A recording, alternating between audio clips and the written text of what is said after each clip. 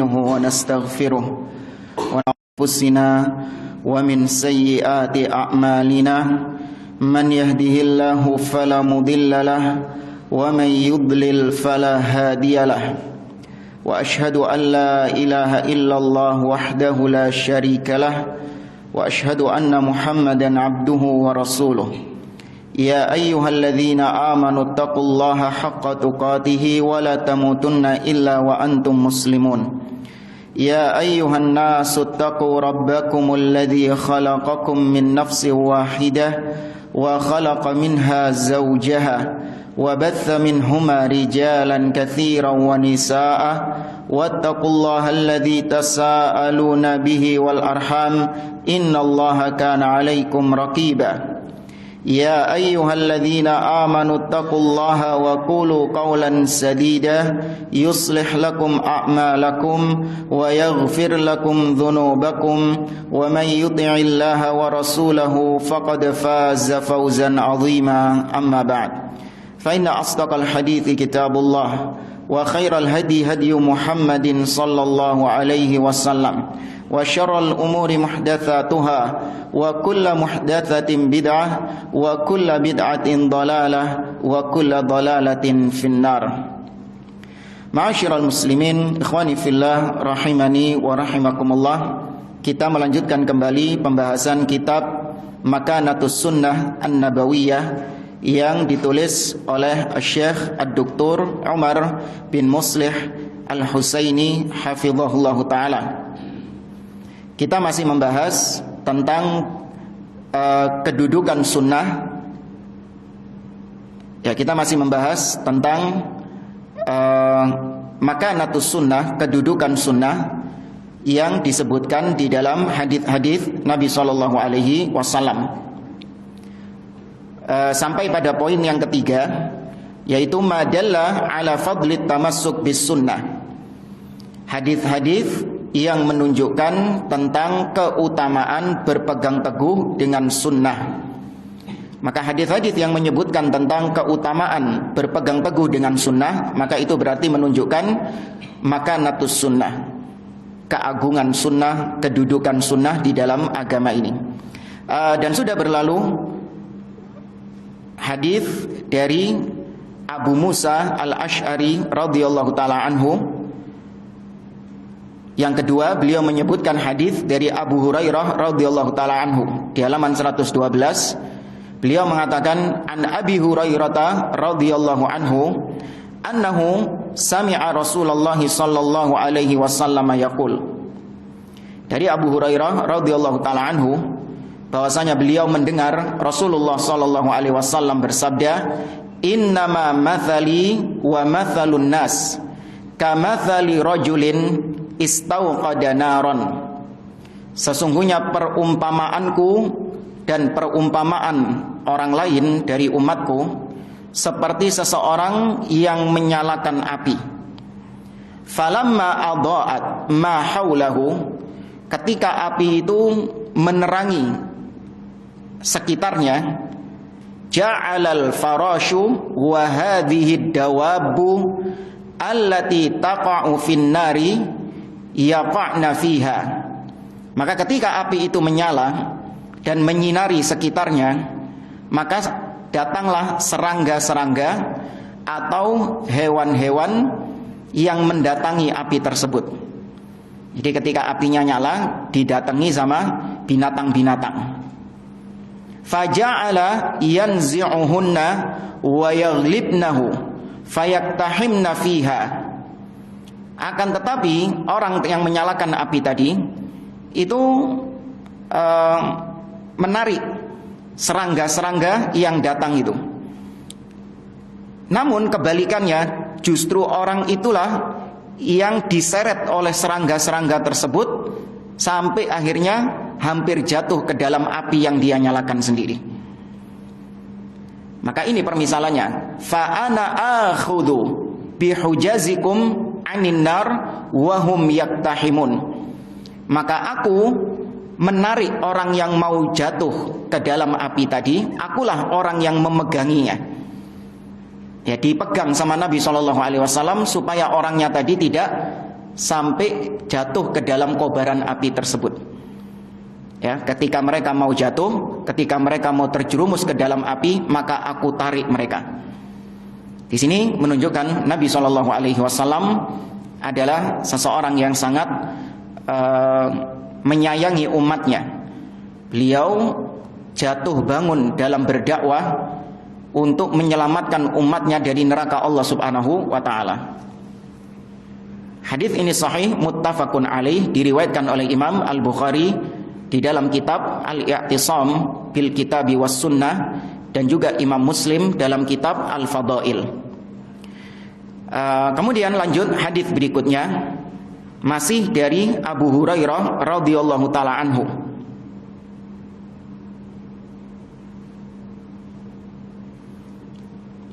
Dari Abu Hurairah radhiyallahu taala anhu, anna Rasulullah sallallahu alaihi wasallam qala, bahwasanya Rasulullah sallallahu alaihi wasallam bersabda, kullu ummati yadkhulunal jannata illa man aba.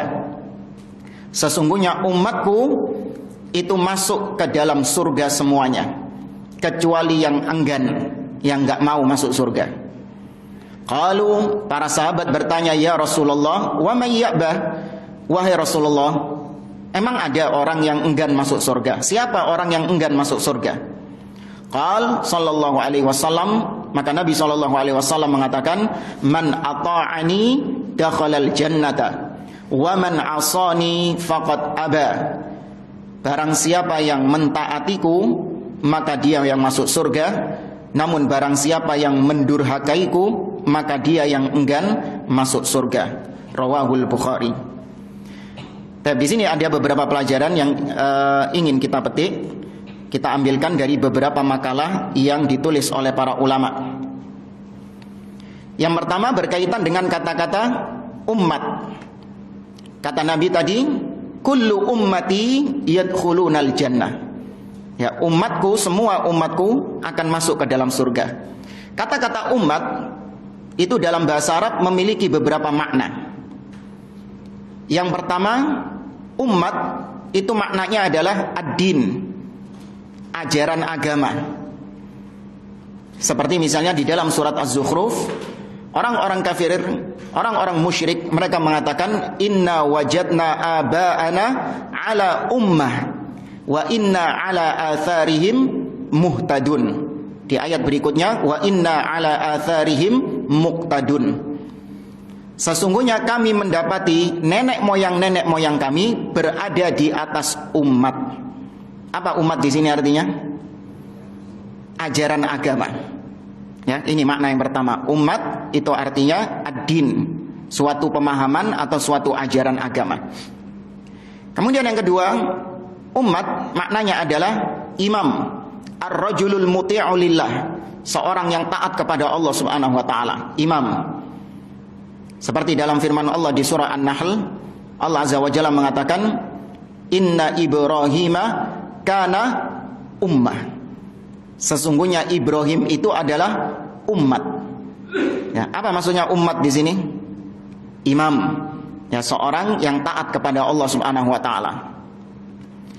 Kemudian yang ketiga, makna umat itu juga bisa berarti ad-dahr, waktu. Seperti dalam firman Allah di surat Yusuf, Allah Subhanahu wa taala mengatakan, wa qala alladzi naja minhuma waddakara ba'da ummatin ana unabbiukum bita'wilihi fa'arsilun. Dan berkatalah salah seorang yang selamat, maksudnya temannya Nabi Yusuf. Kan ada berapa temannya Nabi Yusuf di penjara? Ada 2. Nah, salah satunya mengatakan ba'da ummah, setelah sekian waktu. Ya, ba'da ummah, setelah sekian waktu. Dia mengatakan, aku akan memberitahukan kepadamu seseorang yang bisa mentakwil mimpi. Maka utuslah aku kepada orang tersebut. Itu disebutkan waddakara ba'da ummah, setelah sekian lama, setelah beberapa waktu. Maka umat di situ artinya waktu. Dan yang keempat, ummah itu juga berarti maknanya adalah jamaah, sekelompok manusia. Dan ini yang dimaksud oleh Nabi SAW. Seperti misalnya Allah berfirman dalam surah An-Nahl, "Walaqad ba'atsna fi kulli ummah rasulan an i'budullaha wajtanibut taghut." Sungguh kami telah mengutus pada setiap umat.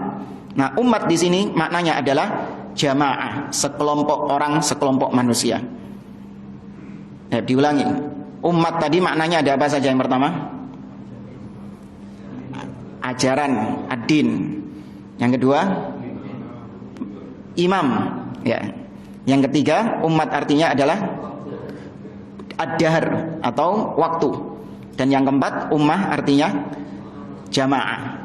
Ya, ini makna umat yang disebutkan oleh para ulama, dan itu kita ringkaskan dari kitab Al-Qaulul Mufid ala Kitab Tauhid, syarah kitab Tauhid oleh Syekh Muhammad bin Shalih Al-Utsaimin. Ketika beliau menafsirkan firman Allah tadi, Inna Ibrahima kana ummah. Nah, ketika beliau menafsirkan, mensyarah ayat tersebut, beliau menyebutkan tentang makna umat yang 4 tadi. Dan maka yang dimaksud oleh Nabi, kullu ummati yadkhulunal jannah, semua umatku masuk surga. Berarti di antara 4 makna, mana yang dimaksud Nabi? Yang jamaah, ya, sekelompok manusia. Kemudian umat, sekelompok manusia, umat Nabi Muhammad SAW terbagi menjadi 2. Ada ummatud dakwah dan ada ummatul Ada umat dakwah dan ada umat ijabah. Ummatud dakwah artinya adalah setiap orang, ya, setiap orang yang hidup setelah diutusnya Nabi SAW. Mau dia kafir, ya, atau dia ahli maksiat, ya, maka itu disebut sebagai umatnya Nabi Muhammad SAW. Maka kalau Anda melihat di zaman kita sekarang ada orang kafir, orang Nasrani, Yahudi, maka bisa nggak kita katakan bahwasanya dia adalah umat Nabi Muhammad SAW? Bisa. Tapi dari sisi umat dakwah, yaitu umat yang terkena kewajiban untuk mengikuti syariat Nabi Muhammad SAW. Ya, Nabi SAW mengatakan, la yasma'u bi ahadun min hadhil ummah yahudiyun aw nasraniyun thumma mata wa lam yu'min billadhi ursiltu bihi illa kana min ashabin nar. Tidak ada seorang pun dari umat ini, ya, tidak ada seorang pun dari umat ini, entah dia Yahudi ataupun Nasrani, berarti kafir kan, yang dia mendengar tentang dakwahku, kemudian dia mati dan tidak beriman dengan risalah yang aku bawa, melainkan dia pasti menjadi penghuni neraka jahanam. Maka Yahudi, Nasrani dan semua manusia yang diutus setelah Nabi SAW, mereka adalah umatnya Nabi Muhammad, umat dakwah.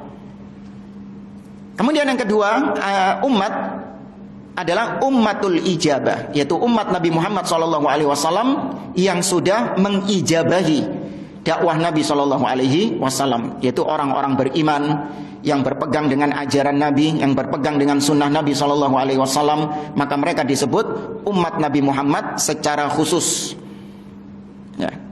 Sama seperti hamba Allah, ya, hamba Allah. Boleh nggak kita katakan orang-orang kafir itu adalah hamba Allah?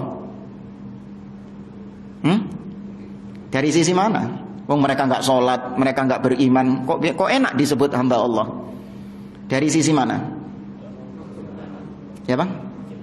Nah, dari sisi mereka diciptakan oleh Allah, mereka diatur oleh Allah Subhanahu Wa Taala, mereka tunduk kepada takdir-takdir Allah Subhanahu Wa Taala. Ya kan, namanya hamba itu kan tunduk kepada maulanya, kepada penciptanya, kepada tuannya. Orang kafir ketika Allah takdirkan, Allah inginkan dia sakit, nurut nggak dia? Nurut. Ketika Allah inginkan dia mati, nurut nggak? Nurut. Ya, maka orang kafir hamba Allah tapi dari sisi kauni, ya, dari sisi takdir kauni. Adapun hamba Allah yang lebih khusus, lebih spesial, yaitu orang-orang mukmin. Mereka taat nurut kepada Allah dari sisi syar'i, Ya, dari sisi syar'inya, dari sisi syariatnya, yakni Allah ketika memerintahkan mereka beriman, mereka nurut beriman. Ketika Allah perintahkan mereka ibadah, mereka beribadah. Ketika Allah larang mereka bermaksiat, mereka meninggalkan maksiat. Ini dari sisi syar'i. Maka umat terbagi dua, ada ummatul dakwah dan ummatul ijabah. Nah, adapun yang dimaksud Nabi SAW di dalam hadis yang kita baca tadi, semua umatku masuk ke dalam surga kecuali yang enggan. Nah, umat di sini ummatul dakwah atau ummatul ijabah? Dua-duanya. Ya, dua-duanya. Nah, dua-duanya. Kalau dikatakan berarti terusan hadis tadi, Nabi mengatakan man ata'ani dakhalal jannah wa man asani faqad aba. Barang siapa yang taat kepadaku dia masuk surga. Barang siapa yang mendurhakai aku, dia berarti enggan masuk surga, alias masuk neraka. Apakah orang yang beriman, ya, orang yang sudah beriman, ketika dia mendurhakai Nabi SAW, ketika dia bermaksiat kepada Nabi SAW, tidak taat kepada Nabi SAW, mukmin ya, apakah kemudian ketika mati dia masuk neraka? Ya, bisa jadi dalam artian tahta masyiatillah, di bawah kehendak Allah Subhanahu wa taala. Maka hadis ini bisa dipahami kalau yang dimaksud adalah ummatul dakwah alias orang-orang kafir, maka berarti barang siapa yang enggan masuk surga berarti karena dia tidak menerima dakwah Nabi Muhammad SAW dan kufur kepada Nabi Muhammad SAW. Maka dia enggan masuk surga dan masuk ke dalam neraka kekal selama-lamanya. Adapun kalau dibawa kepada pemahaman ummatul ijabah, yang dimaksud hadis ini adalah orang-orang mukmin yang sudah beriman kepada Nabi SAW, maka yang dimaksud enggan masuk surga adalah mereka yang bermaksiat, yang tidak sampai mengeluarkan dari Islam. Maka kalaupun mereka tidak diampuni dan mereka harus mampir ke dalam neraka, tetap mereka disiksa di neraka sesuai dengan kadar kemaksiatannya. Mereka tidak kekal di dalam neraka selama-lamanya. Allah Azza wa Jalla berfirman dalam surah An-Nisa, innallaha la yaghfiru ay yushraka bihi wa yaghfiru ma duna dzalika liman yasha. Sesungguhnya Allah tidak mengampuni dosa kesyirikan, ya, mati belum tobat dari dosa kesyirikan, dan Allah masih mengampuni yang di bawah kesyirikan bagi yang Allah kehendaki.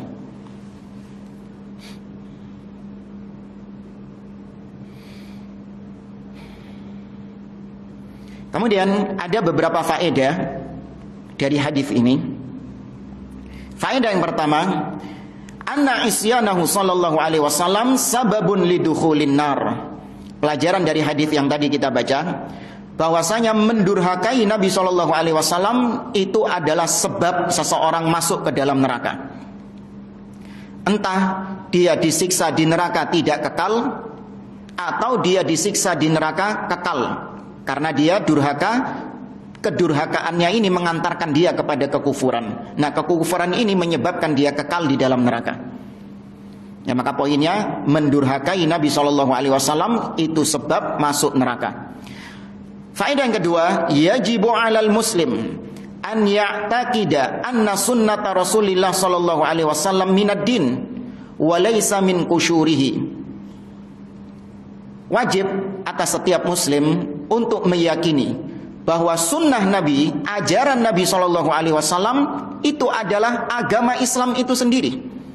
Jangan dianggap sunnah Nabi, ajaran Nabi SAW itu adalah kulitnya Islam. Enggak. Ya, ajaran Nabi SAW itu adalah agama Islam itu sendiri, baik isinya ataupun kulitnya. Ya, karena ada sebagian orang menganggap hadis Nabi itu cuman kulitnya saja, intinya itu ada di dalam Al-Quran. Ini keliru. Ya, tidak ada pembagian ulama demikian. Al-Quran itu isinya, sedangkan sunnah hadis Nabi itu kulitnya. Enggak. Ya, kulit hadis Nabi itu adalah agama Islam itu sendiri secara keseluruhan. Kemudian Syekh Muqbil bin Hadi Al-Wadi'i rahimahullah ta'ala, salah seorang ulama ahli sunnah dari Yaman, beliau mengatakan, hadal hadith dalilul a'malil zahirah, ay alama hal hiya muwafiqah li hadihi sallallahu alaihi wasallam am mukhalifah, li'anna al-bid'ah qad tadhhar fi surati sunnah wa rubbama ustuhsinat min du'afa'il ilm wal juhal. Kata beliau, hadis ini menunjukkan tentang amal-amal yang zahir, amal-amal yang nampak sebagai batu ujian bagi kita. Apakah amalan-amalan yang kita lakukan, yang dilakukan oleh seseorang itu sesuai dengan petunjuk Nabi SAW, ataukah justru bertentangan dengan petunjuk Nabi SAW? Karena kalau itu sesuai, berarti masuk kalimat yang pertama, man ata'ani dakhalal jannah. Barang siapa yang mentaatiku, maka dia masuk surga. Kenapa? Karena amalannya sesuai. Ya, taat kepada Rasul berarti amalan dia sesuai dengan Rasul SAW. Sebaliknya, apabila amalannya bertentangan dengan Rasul alias bid'ah, ya bukan sunnah, lawannya sunnah adalah bid'ah, maka masuk kalimat yang kedua, waman asani faqad aba. Barang siapa yang durhaka kepadaku, maka dia enggan masuk surga. Ya, ditafsirkan oleh para ulama, disyarah oleh para ulama, maksudnya adalah bertentangan dengan sunnah Nabi alias bid'ah amalannya, maka berarti dia enggan masuk surga. Karena kata beliau, terkadang kebid'ahan itu nampak di hadapan manusia seperti sunnah. Ya, bid'ah ini nampak di hadapan sebagian orang, kata beliau, di antara orang-orang yang kurang ilmunya atau bahkan orang yang jahil, mereka memandang kebid'ahan dengan pandangan yang baik, seakan-akan bid'ah tersebut adalah sunnah.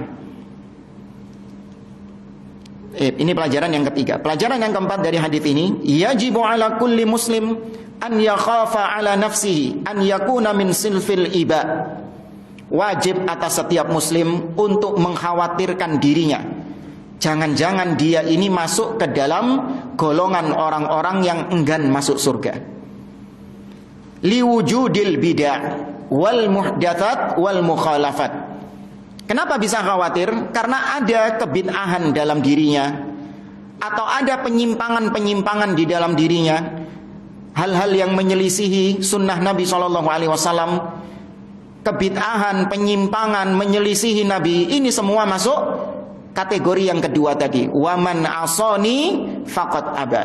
Barang siapa yang durhaka, itu bentuk kedurhakaan kepada Nabi SAW, maka durhaka kepada Nabi berarti enggan masuk surga. Wa tarkus sunan wa tadyi'il wajibat. Bisa jadi dalam diri seseorang ada sikap menyepelekan sunnah, atau dia menyia-nyiakan sunnah, menyia-nyiakan perkara-perkara yang wajib. Wa tasyabbuh bi a'da'il Islam. Atau bisa jadi dalam diri seseorang ada bentuk tasyabbuh dengan para musuh-musuh Islam. Ya, apalagi di akhir tahun seperti ini, laris manis tasyabbuh, naudzubillah. Ya, wajib memperingatkan keluarga kita, anak-anak kita dari bahaya tasyabbuh di akhir tahun seperti ini. Ya, karena itu bentuk pendangkalan akidah. Bahkan dihukumi oleh para ulama juga sebagai bentuk kemurtadan di dalam Islam. Ya, apalagi kalau itu berkaitan dengan ya akidahnya orang-orang kafir, entah mengucapkan selamat kepada mereka. Ya, ini dianalogikan oleh sebagian ulama. Sebagian orang yang menolak haramnya mengucapkan selamat atas hari raya orang-orang kafir, karena alasan mereka adalah hanya sebatas toleransi, ya kan? Hanya sebatas toleransi saja. Toh keyakinan kita masih Islam, kita tidak meyakini seperti keyakinan mereka. Ini hanya sebatas toleransi untuk mempererat hubungan ya antar agama misalnya. Ya, maka dibantah oleh para ulama bahwasanya dengan ucapan, dengan satu ucapan, maka seseorang bisa dia keluar dari Islam hanya dengan ucapan. Tidakkah kita melihat di dalam surat At-Taubah sebagian sahabat, sebagian orang-orang munafik langsung divonis murtad oleh Allah Subhanahu wa taala hanya dengan ucapan-ucapan yang tidak mereka yakini. Ya, Allah Azza wa Jalla mengatakan innama kunna nakhudu wa nal'ab. Sesungguhnya kami ini hanya sebatas bersenda gurau, bermain-main saja. Yaitu ketika mereka mengatakan ma ra'aina mithla qurra'ina. Kami tidak pernah melihat orang-orang seperti para sahabat ini, yakni Nabi dan para sahabat-sahabat. Dikatakan bahwasanya mereka ajban, orang yang paling pengecut, indal liqa, ketika bertemu dengan musuh, orang-orang yang paling buncit perutnya. Ya, akdzab al-sunan, orang-orang yang paling pendusta lisannya. Ya, ketika diturunkan teguran oleh Allah Subhanahu wa taala, maka mereka berkilah, innama kunna nakhudu wa nal'ab. Kami hanya sebatas bersenda gurau, tidak kami yakini. Qul abillahi wa ayatihi wa rasulihi kuntum tastahziun. Apakah dengan ayat-ayatnya, dengan nama Allah, dengan ayat-ayat Allah dan dengan nama Rasul kalian saling bersenda gurau, kalian bercanda, istihza?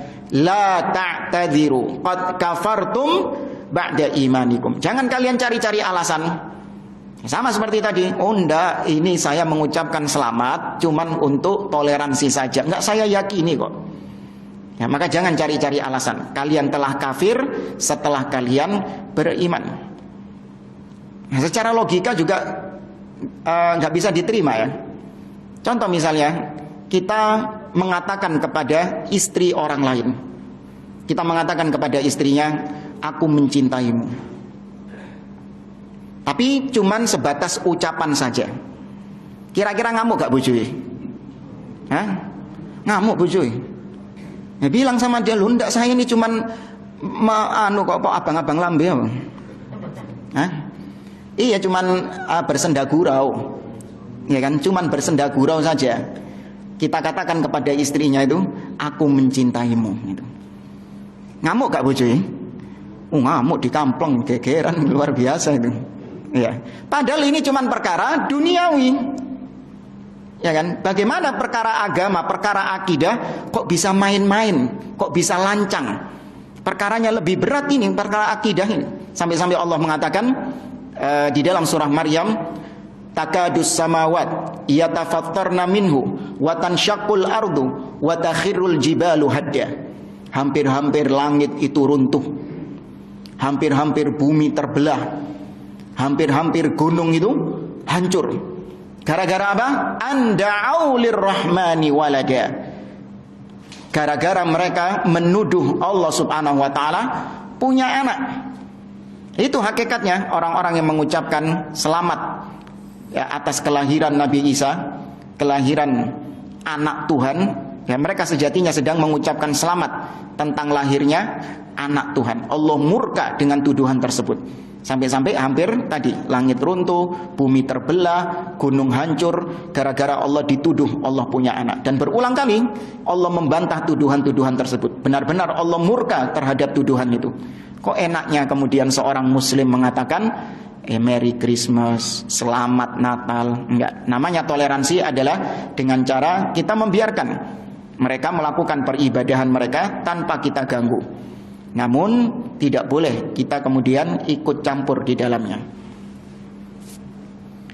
Kemudian yang kelima, ahamiyatul a'malis salihati dhahira wal batina liman ahabballaha wa rasulah sallallahu alaihi wasallam.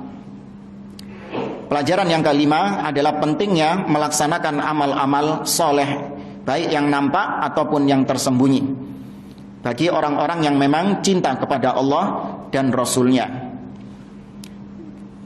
Baik, kita lanjutkan ke hadis berikutnya. Di halaman 113, An Abdillah ibn Amr ibn al-As radhiyallahu anhu maqal. Dari Abdullah bin Amr ibn al-As radhiyallahu taala anhu, beliau mengatakan, qala Rasulullah sallallahu alaihi wasallam. Rasulullah sallallahu alaihi wasallam bersabda, likulli amalin syirrah. Kata Nabi SAW, sesungguhnya setiap amalan itu ada masa semangatnya. Walikulli syirratin fatratun, dan setiap masa semangat ada masa luyunya, ada masa malasnya, masa patah semangatnya, futur. Faman kanat fatratuhu ila sunnati faqad aflah. Barang siapa yang ketika masa lemasnya, masa luyunya itu masih tetap di atas sunnahku, maka dia beruntung. Waman kanat ila ghairi dzalik faqad halak. Tapi barang siapa ketika masa futurnya dia berpaling dari sunnahku, dia tidak di atas sunnahku, maka dia akan binasa. Kita ingin sampaikan berkaitan dengan futur ini. Futur yang dimaksud adalah yaitu fase di mana seseorang mendapati dirinya kurang semangat dalam melaksanakan amal-amal soleh.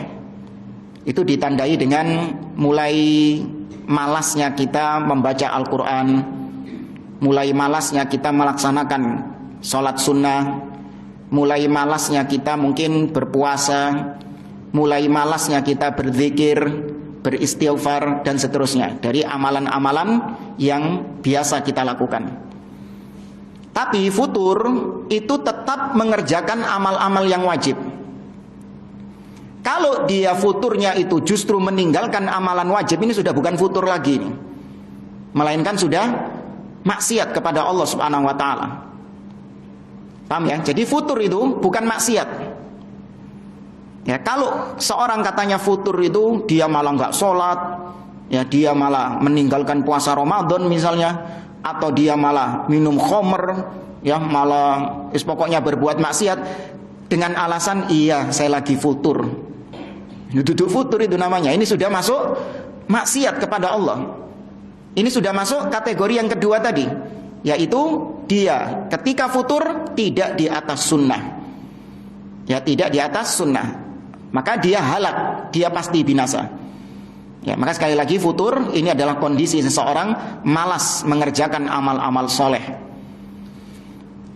Sebenarnya ini bukan cuma dalam perkara agama saja, dalam perkara sehari-hari, perkara duniawi sehari-hari, itu ketika awal-awal maka seorang memiliki semangat yang membara. Namun seiring dengan berjalannya waktu, semangatnya itu mulai pudar, akhirnya bosan. Antum sebutkan apa yang antum awalnya itu semangat luar biasa, tapi nanti lama kelamaan semakin turun semangatnya, semakin turun. Apa misalnya? Apa dulu ya? Enggak, bukan ibadah, masalah dunia. Dulu waktu Covid itu olahraga, ya. Teman-teman itu pada semangat sepedaan, ya. Pada semangat naik sepeda. Masya Allah, mari subuh itu selengkap pisan. Ya, sepedaan kemana? Langsung Sidoarjo. Luar biasa, sepeda langsung Sidoarjo. Semangat 1 hari, 2 hari, 1 minggu, 2 minggu, semangat. Ya. Baru kemudian masuk fase futur. Ya, fase malas. Ya. Mulai dia jarang ikut sepedaan. Ya, 1 hari, 2 hari mulai jarang, 1 minggu, 2 minggu mulai absen. Akhirnya sampai blas. Ditinggal dakwis blas sama sekali. Nah, pengalaman kita juga dulu ya sekitar tahun 2010, 2011 itu kita pernah bikin kursus bahasa Arab. Ya. Setiap hari ba'da Isya. Senin sampai Jumat kalau nggak salah. Ya, Senin sampai Jumat. Setiap hari ba'da Isya 1 jam saja. Kita batasi 10, ternyata yang daftar lebih dari itu. Masya Allah, banyak yang daftar. Ya, mulai ketika awal-awal pertemuan, banyak yang datang. 1 hari, 2 hari, 1 pekan, 2 pekan. Mulai apa? Merintili siji-siji, merintili, merotoli. Sampai antum tahu yang bertahan cuman berapa? 5 menit, 1 aja mah. Satu mana? Tidak hadir biasanya. Ada biasanya Pak Rizal. Hah? Kenal Pak Rizal? Ya, ini tanya beliau itu. Ya cuman beliau tok. Ya tinggal beliau saja yang bertahan sampai selesai satu kitab Nahwu kalau tidak salah itu. Ya, lainnya sudah rahimahullah. Ya. Maka ini perkara yang wajar dalam artian seorang punya masa-masa semangat, namun dia ada masa-masa lemas. Mobil, mobil itu ketika baru pertama kali beli, ya apa jalannya? Jalannya enak nggak tariannya? Wah enak tariannya. Ya. 1 bulan, 2 bulan dipakai, ya 5 bulan dipakai, ya apa jalannya? Sudah mulai tidak enak sudah. Ya, baju, pakaian, waktu pertama kali beli, bagus warnanya, kinclong. Ya, beberapa bulan setelahnya dipakai, sudah apa bajunya? Sudah pudar. Ya, ini yang dicontohkan oleh Nabi SAW. Innal iman yakhtaliku fi jawfi ahadikum kama yakhtaliku ats-tsaubu. Sesungguhnya keimanan itu bisa usang, bisa lecet. Sebagaimana baju itu juga bisa lecet, bisa usang. Fas'alullaha an yujaddid imanakum. Maka mintalah kepada Allah Subhanahu wa taala untuk memperbaharui keimanan kalian. Ya, maka namanya iman ini lama kelamaan juga bisa usang. Ya, juga bisa lecet. Maka terus minta kepada Allah supaya iman ini diperbarui lagi. Ya, baju sudah rusak, beli yang baru lagi. Nah, iman juga demikian, terus diperbaharui. Jamaah rahimani wa rahimakumullah. Pepatah Arab mengatakan dawamul hal minal muhal. Bahwasanya sesuatu yang konsisten terus menerus selama-lamanya konsisten itu adalah perkara yang mustahil. Ya, nggak mungkin. Sesuatu terus seperti itu kondisinya, nggak berubah-berubah, istiqomah konsisten di atas itu. Ada nggak? Coba sebutin. Nggak ada. Nggak mungkin sesuatu itu terus menerus dalam kondisi tersebut. Pasti berubah-ubah kondisinya. Nabi SAW bersabda, istaqimu walan tuhsu. Istiqomahlah kalian, berusahalah kalian untuk istiqomah meskipun kalian tidak akan mampu. Nabi sudah memberikan warning. Kalian tidak akan mampu terus-terusan istiqomah. Tapi Nabi SAW memerintahkan untuk terus berusaha istiqomah. Artinya Nabi sudah memberikan tahu, ngasih tahu bahwa nanti akan ada masa-masa futur. Tapi masa-masa futur tersebut tetap istiqomah di atas sunnah Nabi SAW. Jamaah rahimani wa rahimakumullah.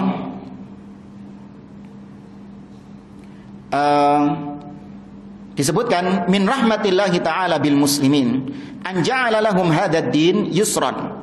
Di antara kasih sayang Allah, rahmat Allah kepada umat, kepada kaum muslimin, yaitu Allah menjadikan agama ini mudah. Waqad hatsana nabiyyuna sallallahu alaihi wasallam 'alal iktisadi fil ibadah ma'al ikhlas fiha wat tasdidi wal muqarabah wa nahana 'anit tashaddud wal ghulu wa 'anir riya'i was sum'a bil a'mal. Nabi sallallahu alaihi wasallam memotivasi kita untuk kita ini sederhana dalam beribadah. Meskipun tetap harus ikhlas kepada Allah, namun ketika kita melaksanakan ibadah, sesuaikan dengan kondisi masing-masing. Ya, ini diantara cara kita untuk supaya bisa selamat dari futur, kita melaksanakan ibadah dengan apa yang memang kita mampu melaksanakannya. Jangan terlalu hulu, berlebih-lebihan dalam melaksanakan ibadah. Karena kalau kita berlebih-lebihan dalam melaksanakan ibadah, nanti masa futurnya itu bisa apa? Bisa hilang total sama sekali. Ibarat orang kalau mau naik tangga itu, ya, kalau langsung dari lantai 1 langsung ke lantai 2, apa yang terjadi? Ya enggak, loro kabeh deh. Ya kan?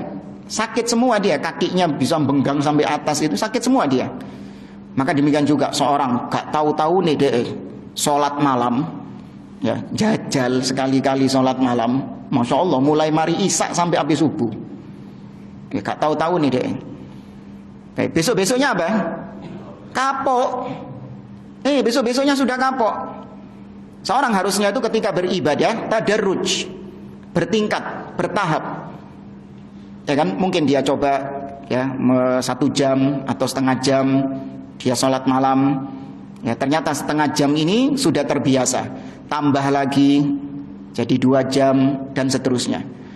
Seorang baca Al-Quran, ya dia baca 1 juz, dia istiqomah 1 juz sampai sudah terbiasa 1 juz, baru dia tambah lagi. Jangan terus waktu lagi semangat-semangatnya langsung dintekno 1 hari khatam.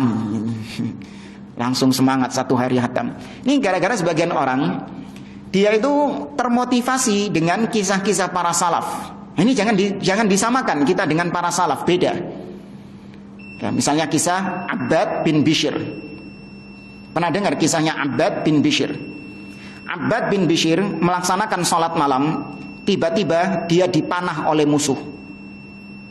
Ya, panah 1 kali tetap ngadeg sholat sih. Kemudian dipanah lagi kedua kalinya, tetap dia berdiri melaksanakan sholat.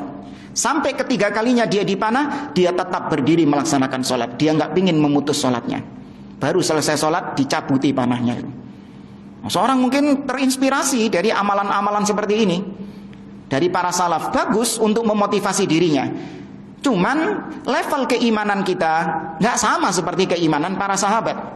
Kalau kita ingin mengamalkan amalan-amalan seperti para sahabat, maka harus dari apa? Harus dari bawah dulu. Ya, para sahabat juga nggak langsung kemudian mereka beramal seperti itu, enggak. Mereka dari bawah terlebih dahulu. Seorang membaca tentang bagaimana Abu Bakar As-Siddiq ketika sedekah. Ya, apa sedekahnya Abu Bakar? Semua hartanya disedekahkan. Semangat ya, masya Allah. Gajian langsung disedekah. Anak istrinya kelaparan kemudian. Ya, maka ada tadarruj. Tidak boleh ghulu dalam beribadah. Jamaah rahimani wa rahimakumullah.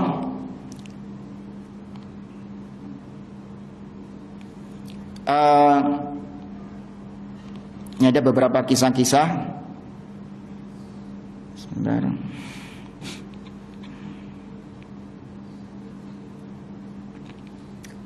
Baik, di sini disebutkan tentang tanda-tanda seseorang yang mulai futur.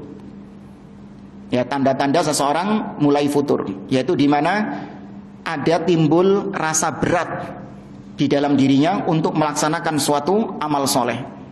Berat, mungkin mau sholat malam, berat untuk bangun. Ya, ketika mau puasa berat, ketika mau baca Al-Quran berat, ketika mau sedekah berat. Maka kalau kita mendapati seorang kita ini menyadari nggak kalau kita sedang futur? Ini termasuk di antara fikih, termasuk di antara kefakihan seseorang. Dia itu sadar kalau kondisinya sedang futur. Ini bagus. Yang jadi masalah adalah sebagian orang nggak sadar kalau dia sedang futur. Ini yang bahaya. Ya Pak, antum sadar atau nggak sadar kalau sedang futur? Hah? Nggak sadar. Nah, itu ada tanda-tandanya. Dan itu terkadang kita rasakan. Ya. Seorang ketika dia mulai berkurang kualitas ibadahnya, maka hati-hati. Itu berarti dia sedang futur. Maka bagaimana mengantisipasinya? Yaitu dengan mengurangi kuantitasnya. Jangan ditinggalkan. Mengurangi kuantitasnya. Contoh misalnya futur, dalam kondisi futur membaca Al-Quran. Ya, dia selama ini baca Al-Quran 1 juz 1 hari, 1 juz 1 hari misalnya. Kemudian futur. Nah, ketika futur tetap di atas sunnah. Maksudnya tetap membaca Al-Quran, namun kuantitasnya dikurangi. Biasanya 1 juz, setengah juz, atau seperempat juz. Yang penting istiqomah. Ya, yang penting dia istiqomah, tetap melaksanakan ibadah tersebut. Ini cara mengatasi futur. Jangan ditinggal sama sekali. Ya, apalagi sampai meninggalkan yang wajib, naudzubillah. Ini bukan futur lagi, tapi sudah jatuh dalam kemaksiatan.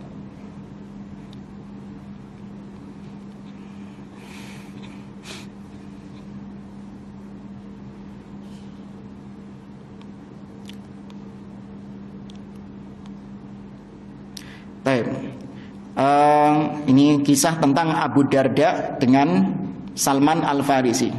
Pernah dengar ya? Salman Al-Farisi yang nginep di rumahnya Abu Darda itu. Ya. Nah, itu juga salah satu contoh kata para ulama di mana seseorang terlalu semangat dalam beribadah kepada Allah sampai akhirnya dia menelantarkan hak-hak orang lain, bahkan menelantarkan hak dirinya sendiri. Istrinya nggak diurus, anaknya nggak diurus, ya hanya fokus beribadah. Ini juga hulu.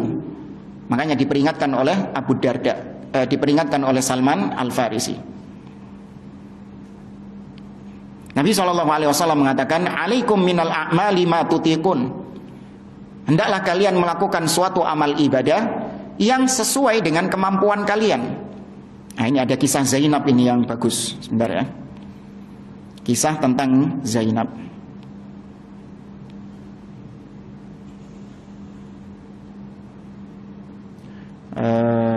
Sebentar.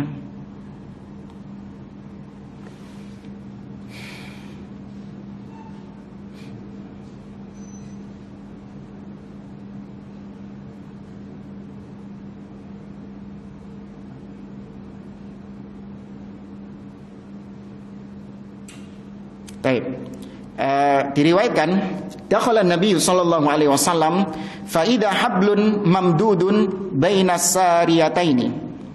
Nabi sallallahu alaihi wasallam pernah suatu ketika masuk ke dalam masjid. Kemudian Nabi melihat ada tali yang dibentangkan di antara dua tiang. Jadi di antara dua tiang itu ada tali yang diikat, dibentangkan gitu.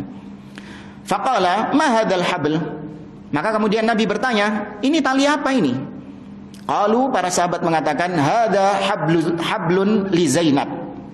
Fa idza fatarat ta'allaqat. Ini adalah tali yang diikat oleh Zainab. Maksudnya ketika Zainab sholat dan dia kecapean ketika sholat, maka dia berpegangan dengan tali tersebut. Jadi ketika sholat kemudian capek, lelah, nah ini kan futur, maka dia berpegangan dengan tali tersebut. Maka faqala Nabi sallallahu alaihi wasallam, Nabi mengatakan, la, jangan. Kemudian Nabi mengatakan, hulluhu liyusalli ahadukum nasyatahu fa idza fatara falyaq'ud. Kata Nabi sallallahu alaihi wasallam, lepaskan tali ini. Hendaklah salah seorang di antara kalian salat sesuai dengan kemampuannya. Apabila dia futur, apabila dia capek, lelah, maka duduklah dia. Di sini Nabi SAW mengajarkan untuk seseorang tidak beribadah di luar batas kemampuannya. Ya, agama ini mudah. Nah, syaitan ketika futur, syaitan terkadang memasukkan, membisikkan kepada kita untuk mengalihkan futur ini entah kepada maksiat atau bid'ah. Ya, misalnya ada seorang yang bosan sholat atau bosan puasa, bosan zikir kok gini-gini tok ya. Ya, zikir kok gini-gini tok ya. Bosan dia zikir yang sudah diajarkan Nabi SAW. Maka syaitan membisikkan kepada dia bahwasanya di luar sana ada zikir-zikir yang lain. Ya, maka akhirnya pun karena dia bosan dengan zikir yang sudah diajarkan Nabi, dia mulai ngincipi zikir-zikir, wirid-wirid, atau dia mulai ngincipi amalan-amalan, ya, ibadah-ibadah yang tidak diajarkan oleh Nabi SAW. Ini penyebabnya tadi. Awalnya karena futur, akhirnya jatuh ke dalam bid'ah. Ya, maka ketika futur tetap di atas sunnah. Ya, jangan sampai terjerumus ke dalam bid'ah. Kurang berapa menit? 7 menit.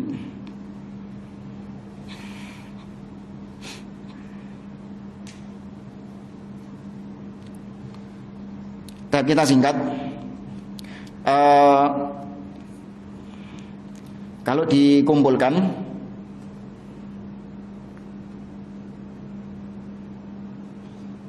ya, kalau kita ringkas dari referensi ini, bagaimana kiat-kiat untuk mengatasi futur. Tadi sudah disebutkan, yang pertama adalah hendaklah kita mengerjakan amal soleh sesuai dengan kemampuan kita masing-masing.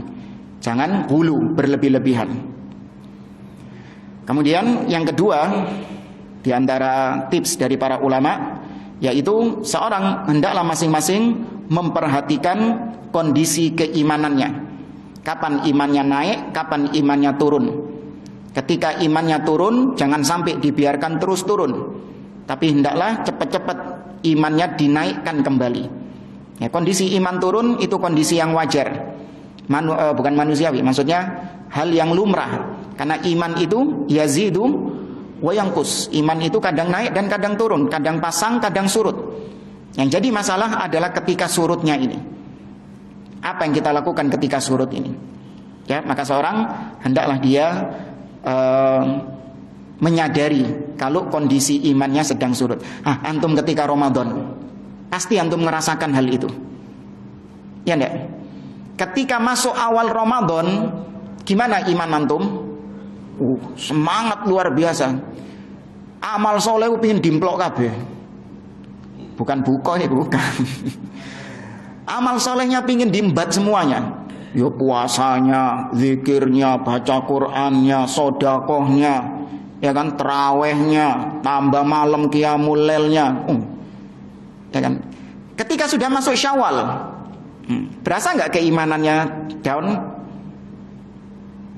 Berasa nggak? Iya berasa, keimanannya langsung turun. Nah, maka seorang menyadari hal tersebut, jangan sampai keimanannya turun.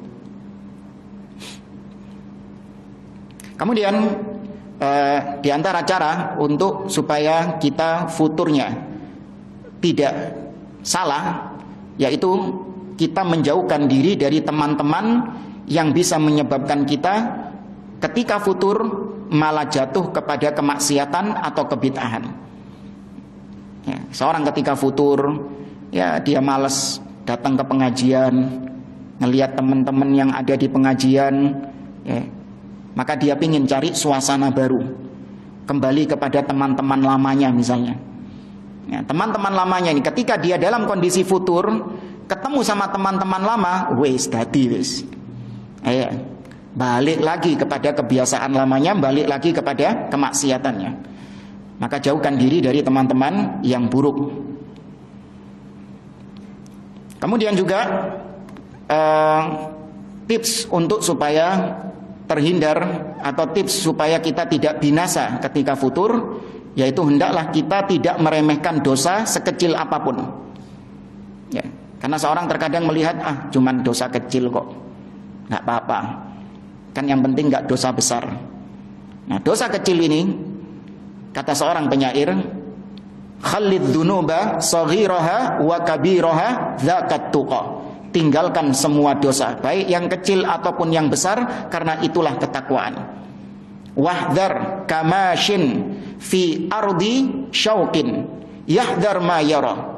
Hendaklah kau menjadi seperti orang yang sedang berjalan di atas jalan yang banyak durinya. Gimana orang yang berjalan di atas duri? Dia jalannya apa? Hati-hati deh. Ya, diperhatikan, dilihat sama duri nang kene. Orang jauhnya ada di sini. Hati-hati langkahnya dia. Kemudian beliau mengatakan la tahqiranna saghiratan. Jangan kau menyepelekan dosa kecil. Fa innal jibala minal hasa. Karena gunung yang besar itu terbuat dari kerikil-kerikil yang kecil. Ya, maka futur melakukan dosa kecil, maka dosa kecil ini akan menyeret seseorang kepada dosa yang besar. Baik jamaah rahimani wa rahimakumullah, dan yang berikutnya adalah banyak-banyak berdoa kepada Allah Subhanahu wa taala agar segera diberikan semangat kembali dalam beribadah kepada Allah, semangat kembali dalam menjalankan ibadah ketaatan kepada Allah Subhanahu wa taala. Dan sebelumnya juga di antara tips untuk kita tidak meninggalkan majelis-majelis ilmu. Ya, seorang ketika meninggalkan majelis ilmu, ini juga penyebab terbesar futurnya, menyebabkan dia binasa. Ya, sudah futur, meninggalkan majelis ilmu. Meninggalkan majelis ilmu sekali, itu akan menyebabkan dia meninggalkan kedua kali, ketiga kali, dan seterusnya. Dan ini kita rasakan ketika waktu Covid. Ya kan?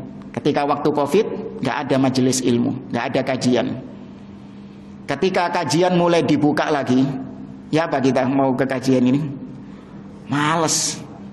Iya, berasa males memulai lagi. Dulu sebelum Covid semangat, Masya Allah ikut kajian, hadir kajian. Ya, ketika sudah terlalu lama libur, mulai kajian lagi, males. Nah, nanti habis Ramadan juga gitu, hati-hati. Selesai Ramadan, libur kajian. Biasanya seminggu, 2 minggu. Prioyo. Nah, mulai kajian lagi, ya itu. Ada rasa berat di situ. Ya, maka harus dilawan. Tipsnya tadi, nggak usah terlalu muluk-muluk ketika hadir kajian. Maksudnya, nggak usah terlalu berlebihan ketika hadir kajian.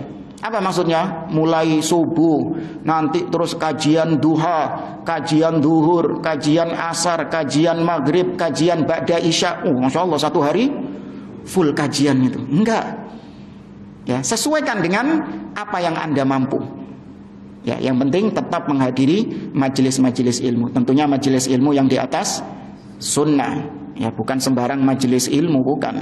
Bukan ilmu yang didapatkan malah kebid'ahan. Dan mungkin ini yang bisa saya sampaikan, kurang lebihnya mohon maaf. Insyaallah kita lanjutkan di pertemuan berikutnya. Aku qouli hadza wa sallallahu ala nabiyyina Muhammad wa ala alihi wa sahbihi ajma'in. Wassalamualaikum warahmatullahi wabarakatuh.